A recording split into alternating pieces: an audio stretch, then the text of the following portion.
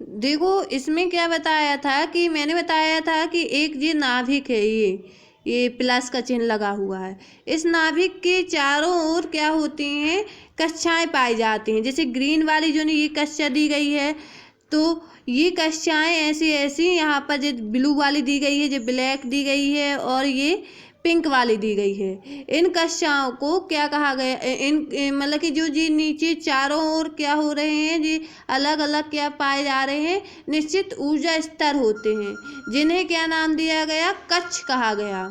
इन कक्ष का नाम क्या दिया गया, जो नाभिक से पास वाली कक्षा है, जो ये ग्रीन वाली कक्षा है, तो उसे दिया गया नाम के, ब्लू वाली कक्षा को नाम दिया गया एल, और ब्लैक वाली कक्षा को एम नाम दिया गया है, और सबसे दूर वाली कक्षा जो पिंक कलर की कक्षा दिख रही है, कक्ष दिख रही है, उसे नाम दिया गया एन दिया गया।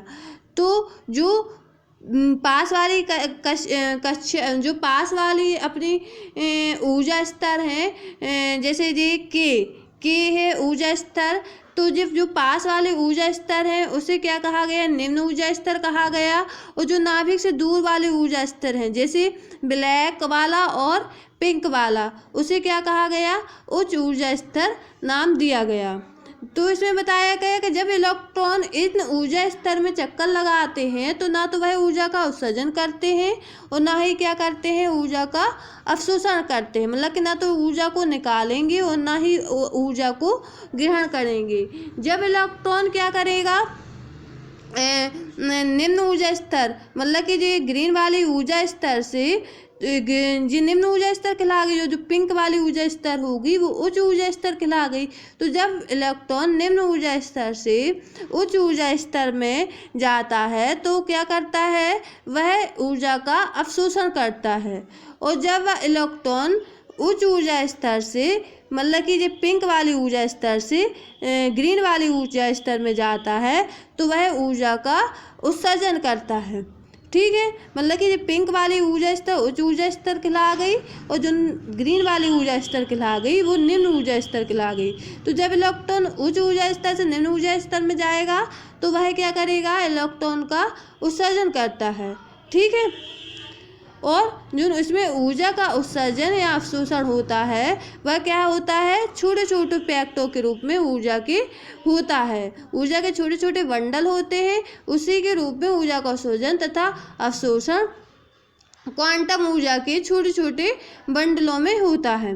ठीक है, किसी भी कक्षा में जो इलेक्ट्रॉन का भराव है वो किसके नियम के अनुसार होगा, 2n स्क्वायर के नियम के अनुसार होगा, 2n स्क्वायर के नियम के अनुसार होगा। जब n का मान क्या होगा, 1 रखते हैं अपन लोग यहाँ पर, जैसे n का मान 1 रखेंगे तो 2n स्क्वायर की जगह अपन लोग 1 रखेंगे, 1 का स्क्वायर, तो क्या होगा, तो 1 का स्क्वायर क्या हो जाएगा, 1, तो 2 इंटू 1 इक्वल टू आ गया 2, तो जी क्या कहला गई, के कक्षा कहला गई।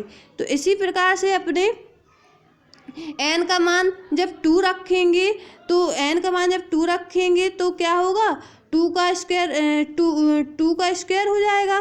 तो 2 का स्क्वायर कितना होता है, 4, तो 2 इंटू क्या हो गया 4, तो 4 का मल्टीप्लाई जब 2 से करेंगे तो क्या आएगा, 8 आएगा। इसी तरीके से n का मान जब 3 रखेंगे तो 3 का स्क्वायर हो जाएगा, और 3 का स्क्वायर कितना होता है, 9, और 9 इंटू 2 हो जाएगा 18।